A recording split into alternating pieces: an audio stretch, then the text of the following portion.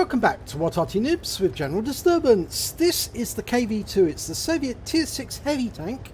It's on the north spawn of Ruinberg under the command of entilzhar. Now, what can I tell you about the KV-2? Well, it's the development of the KV-1. They built 334 of them through 1940 to 41, and they built them as it was necessary to destroy the Finnish bunkers in the Winter War of 1939-1940, and they needed a 152mm howitzer based on a KV-1 chassis to demolish the Finnish bunkers. Now, Jingles calls this the Strong Tank. Built with stalanium, that is Stalin steel, and he's off towards the city. Actually, it's not the north spawn, it's the south spawn. At least from this direction. It's an encounter battle, and we can see a couple of enemy tanks near the central road, but nobody in sight at the moment. He's looking for a Type 58. There he is. Now, it's got a huge alpha damage. Now, he's firing, surprisingly, AP. But this AP has got penetration of 110mm, and it can do alpha damage of 700, so it's particularly powerful. If he was firing the HE, he's got potential damage of 910 hit points, but only penetration of 86mm. But he can do a huge amount of module damage. Now, there is a P43 in the center. He doesn't need to worry about that pillbox because the AP shell will go straight through there, and he's actually using the premium rounds at the moment. Dialing in, fires a round in, oh, wipes out that P43, 110 hit points, so he gets his first kill. And he's reloading another premium round. Premium round's got penetration of 136mm, also alpha damage of 700. He's loaded, and that M3 is asking for it, and he's gone. One shot killed, 310 hit points, but it's only recording as 226.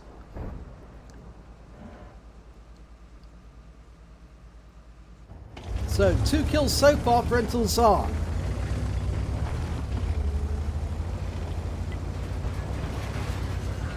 Now he's having a look towards the centre. Yep. Still using the premium AP. I think most people play this tank with the HE because it's a derp tank. And he's aiming for the rear of that ARL-44. Unfortunately, it doesn't go in it. The shell goes astray. Now, if he hits that Panzer 38 NA, it's not going to last very long. In fact, it's going to be completely nuked.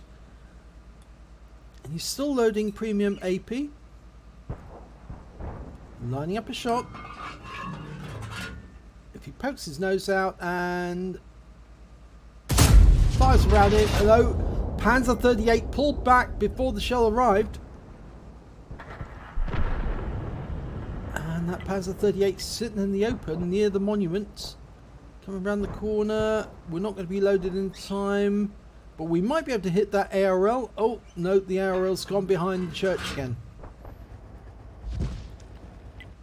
Right, we've got a Churchill this time. Oh, just missed his rear. Just missed his rear. And he's receiving fire now from that Matilda. But Matilda can't get through. Oh, he's found the weak points. Yep, he's finally found the weak points.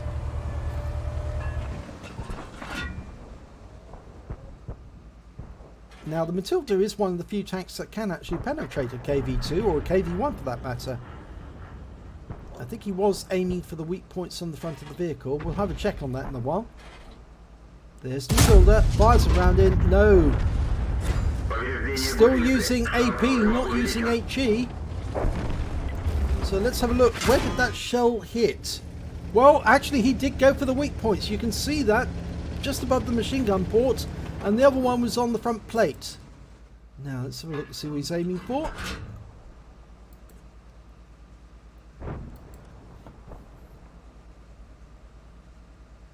It's a T28E with the F30 gun. Now that's an 85mm gun. That can definitely penetrate him.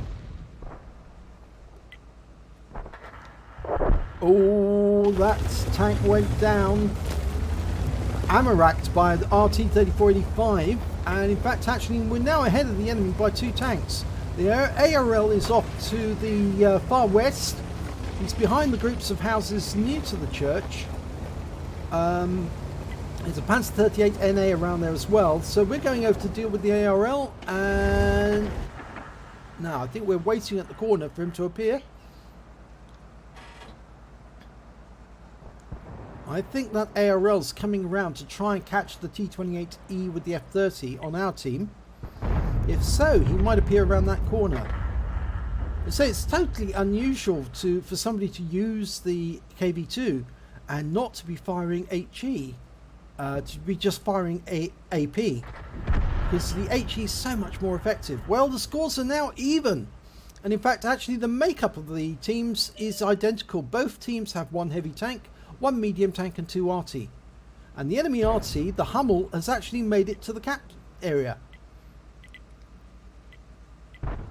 Now the Hummel's got a 15cm howitzer, which is about the same power as the 152mm on the KV-2. And that ARL's not coming around the corner, and that may be because he knows the KV-2's here. There's the Hummel. And there's the ARL, and the ARL's gone down. He was taken out by our T-28E with the F-30. So that just leaves the Hummel. T-28E's moving up on him. Can we get a shot? Yes, we can. Dialing in. Oh, just missed.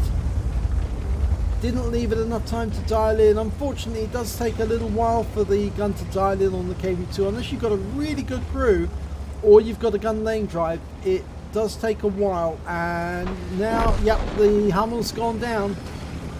So that means there's only 2 remaining enemy. One of them's the Type 58, the one that we were aiming at the start of the game, and he's got 5 kills. The other is the Panzer Sebspar Lafetta, and he's the Arty with the swivel turret.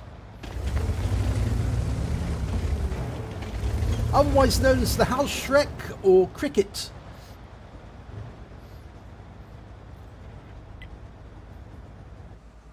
Now, I think we're expecting them to turn up at this corner. He's still loaded AP. T-28E is going to the cap. No, he's not going into the cap. He's going around the cap. But he had to go into the cap to get round to the far side. I suspect the T-28E with the F-30 is thinking that the enemy will make their way to the cap.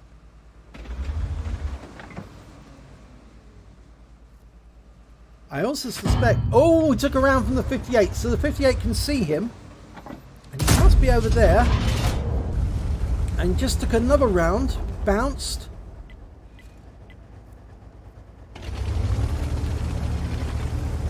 And he's blocked damage of 430 hit points so far. At this angle, the Type 58 is going to find it difficult to penetrate the armour. And something we discovered about the KV-2 is actually there is a weak point directly underneath the turret. If you're firing just directly, oh, there's the Type 58. But if you turn the turret to one side when you're aiming before you shoot, then it's very difficult for the enemy to penetrate you.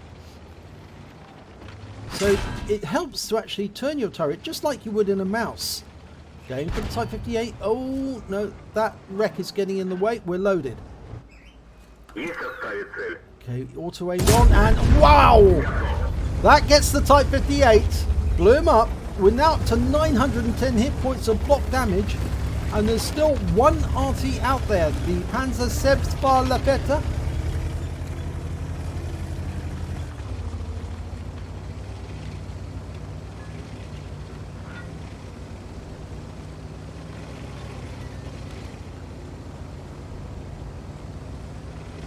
Now he's still loaded AP, and he's now invited the T-28 to platoon, and they platoon, which means they both got 3 kills. They're both on for a brothers in arms if one of them can kill the remaining enemy tank, with the remaining enemy Arty. As I say, it's the Hushwrecker, or Cricket. It was an Arty developed at the end of the war, and it had a swivel turret which could actually be taken out of the chassis and used as a gun emplacement. It's got a 105mm gun, and it's the same gun that you'll find on the Fifi, the 105 FH-18B2, or Leffy as other tank drivers call it. So you know it's a very accurate gun, a light field howitzer, but it can do considerable damage. It certainly would seriously damage a KV-2 if he got a direct hit, but it probably wouldn't kill him. And there he is! Line him up. Oh, he missed! He hit the tracks! And the Cricket hit him. 30 hit points of damage, but it went into the tracks. So both of them hit each other's tracks. And he's loaded AP again. Dialing in. Not loaded yet. Here we go. One shot kill.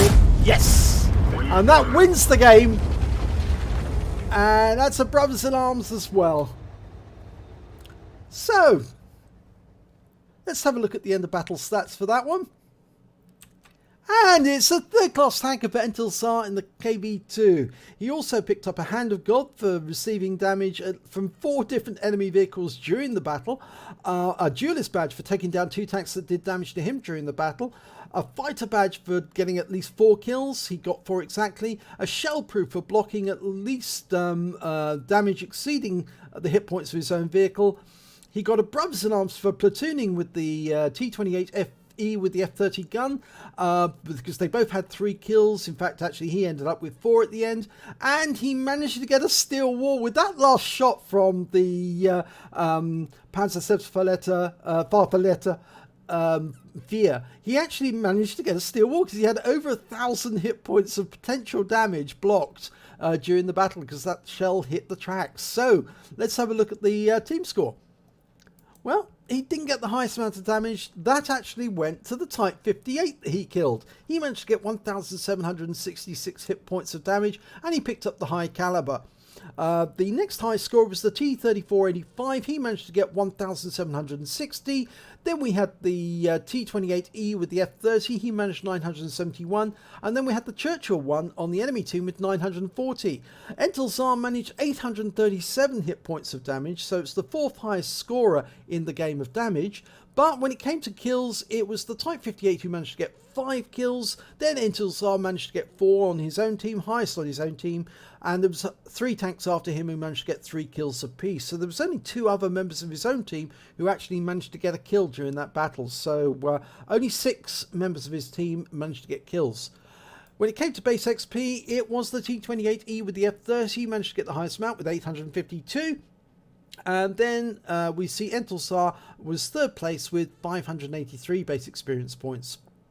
Highest scorer on the enemy team was their Type 58 with 645, mostly down to the fact that he actually managed to get 5 kills and the highest damage. When you look at the detail report, you can see that he fired 13 rounds. Virtually all of it was either AP or, well, in fact, all of it was AP or premium AP. He fired 13 rounds, got 6 direct hits, 4 penetration, damage of 837 hit points, of which 110 were at more than 300 meters. He received 13 hits from the enemy, 5 were penetrations, 8 were non-penetrations, and block damage of 910 hit points. So it wasn't 1,000, but it was close to 1,000. He spotted 1 enemy vehicle, that was the Cricket at the end, damaged 4 of the enemy, killed 4 of the enemy, and did damage assistance of 23 hit points. He managed to get 7 capture points during that battle and 1 defense points for hitting somebody whilst they were actually in the cap at the time. On a premium account, he earned 21,102 credits for that battle, and after repair and ammunition resupply and consumables, he actually made a loss of 9,828 credits. And the reason for that was the premium rounds he fired, you see, because they are rather expensive, and of course he didn't really get them to connect, so therefore he blew a lot of his credits away there. If he played it with the HE, I think it probably would have been more effective, because he might have done splash damage to some of the tanks that he fired at. He earned 875 XP, ×2 for the first victory of the day, and a personal missions payout of 219 meant he took away 1,969 experience points altogether. So I think he meant to say nice KV-2 game. Well, it was an effective KV-2 game in terms of the fact that he managed to get the awards, but it really would have been better actually if he played it with the HE rather than with the AP. I know it's tempting to play it with the AP with such a high caliber gun, but it can be very difficult to hit the targets when the shells are moving so slowly. And of course, if the enemy sees the shells being fired, they probably duck out the way before the shell arrives, because it's so slow. It's almost like they have advance warning that the shell's on the way. So if you enjoyed that replay, please give it a like and do subscribe to our channel, and hopefully it'll be your replay that I'll be featuring in the next video.